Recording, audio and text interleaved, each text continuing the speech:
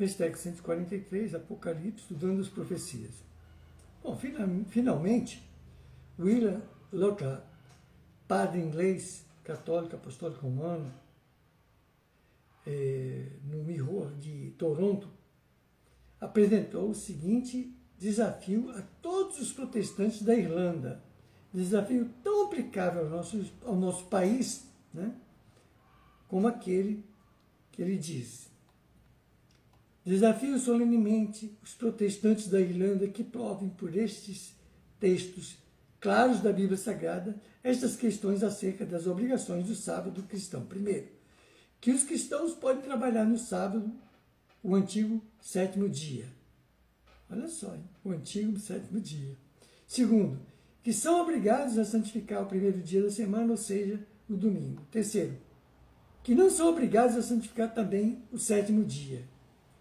Bom, isto é o poder papal, pretender ter feito acerca do quarto mandamento. Os católicos reconhecem claramente que não há autoridade bíblica ou escriturística para a mudança que fizeram, mas que ela se baseia unicamente na autoridade do Papa. Pretende que constitui um sinal ou marca da autoridade daquele Papa, tendo o próprio ato de mudar o sábado para o domingo apresentado como prova de seu poder e, a esse respeito, acima de Deus. Para mais testemunhos sobre esse ponto, basta o livro que se intitula A Troca ou Mudança do Sábado, no qual se encontram extratos de escritores católicos refutando os argumentos, geralmente aduzidos, para provar a observância do domingo e mostrando que a única autoridade é da Igreja Católica Romana, que a recebeu diretamente de Deus. Olha que mentira. Bom, acontece, entretanto, que Jesus disse: eu não vim revogar a lei e os profetas. Por que dirá alguém? Eu supunha que Jesus tivesse mudado o sábado ensinando-me assim. Uma grande maioria supunha assim, pensa assim, e era natural que pensasse, que supusesse, porque assim lhe foi ensinado, foi doutrinado. Né?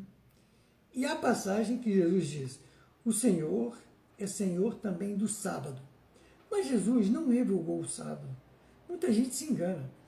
O que acontece é o seguinte: o que Jesus condenava era os exageros farisaicos no cumprimento da lei, de guardar o sábado. Não permitiam nem fazer caridade no sábado. E Jesus fazia caridade no sábado. Então, ele condenou o exagero, mas não revogou o sábado. Assim está o engano de todos. Conquanto não tenhamos palavra de condenação contra quem quer que seja, desejaríamos que compreendessem que esse é um erro, um dos maiores erros da chamada cristandade, que ainda não existe, porque ainda não houve cristianismo na face da terra. Ninguém cumpre na íntegra o novo mandamento de Jesus. Só haverá cristianismo quando houver a compreensão e, consequentemente, a vivência do novo mandamento de Jesus nos corações humanos. Cristianismo com ódio, com perseguição religiosa, como fazem contra os cristãos verdadeiros, não é, nunca foi, nunca será cristianismo. Cristianismo é amor. Fora do cristianismo, nada se entende. Vamos lembrar a essa pessoa, ou essas pessoas, que pensam que Jesus tinha revogado o sábado, que segundo a profecia, a única mudança jamais efetuada na lei de Deus devia ser feita pela ponta pequena de Daniel, aparente. Isto está no profeta Daniel, capítulo 7 do Velho Testamento, da Bíblia Sagrada, né? Entre aspas, o homem do pecado, fechado. São Paulo, apóstolo, segundo livro aos Tessalonicenses, capítulo 2, fecha parênteses e aspas, né? Pois bem, a única mudança mesmo feita na lei de Deus foi esta mudança do sábado pela besta. Ora, se o Cristo fizesse esta mudança, então desempenharia o papel do poder blasfemo, de que falou o profeta Daniel, que falou o apóstolo São Paulo. Conclusão suficientemente odiosa e nojenta, porque para afastar qualquer cristão do ponto de vista que leva a este absurdo. Jesus não autorizou a mudança. Ele apenas criticava e condenava os exageros do sábado cometidos pelos fariseus, que odiavam Jesus, que queriam destruir Jesus. Combatiam o exagero com outra severidade. Os fariseus levavam tão a sério o sábado que não podiam nem salvar um animal que estava para morrer naquele dia que dependesse dele. Não, Jesus condenou os exageros da observância do sábado, mas não revogou o sábado. Não viriam a revogar a lei do Pai Eterno, porque Deus não lhe deu o decálogo para que desse a Moisés, né? Para que ele depois revogasse. Portanto, está aí o sinal da besta. E quem mais se identificou com esse sinal? Senão a besta de duas pontas, né? Os Estados Unidos da América do Norte. Bom, conforme ficou bem claro, Deus inclui o sábado como dia de repouso. No quarto mandamento do Decálogo é o que está na Bíblia, isso aí, né? Moisés recebeu as tábuas da lei exatamente. O quarto mandamento manda guardar o sábado. Não o sábado dos homens, mas o sábado de Deus. O sábado não é dos homens, né? A verdade é que os perseguidores do Mestre Jesus se aproveitaram da atitude dele para curar um doente no sábado e para combater e persegui-lo. Os fariseus modernos usaram esta atitude para que tivesse revogado o decálogo, quando o próprio Jesus declara que não vim revogar a lei e os profetas. A maioria pensa que isto foi feito por Jesus, mas absolutamente não. Para quem tentar provar que o Cristo mudou o sábado, né? Quem o fizer realiza uma tarefa que ninguém há de agradecer. O Papa não lhe há de agradecer, porque aí se prova que o Cristo fez esta mudança. E então o Papa é despojado, né, da sua insígnia de autoridade e poder.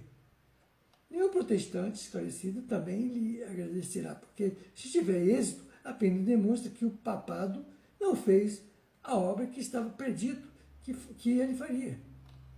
E assim estaria provando que a profecia falhou e as Escrituras não são dignas de confiança. Entretanto, Jesus declarou: as Escrituras não podem falhar. Quando uma pessoa está encarregada de alguma obra, e essa pessoa se apresenta e confessa que fez a referida obra, isto é, geralmente considerado como bastante para estabelecer o fato. Assim, quando o profeta, ou melhor, quando a profecia afirma com mais de 1000 anos, muito mais, de antecedência, que certo poder haveria de mudar a lei de Deus, e no devido tempo, esse mesmo poder se levanta e faz a obra predita, e abertamente pretenda tê-la feito, que necessidade temos nós de maior evidência?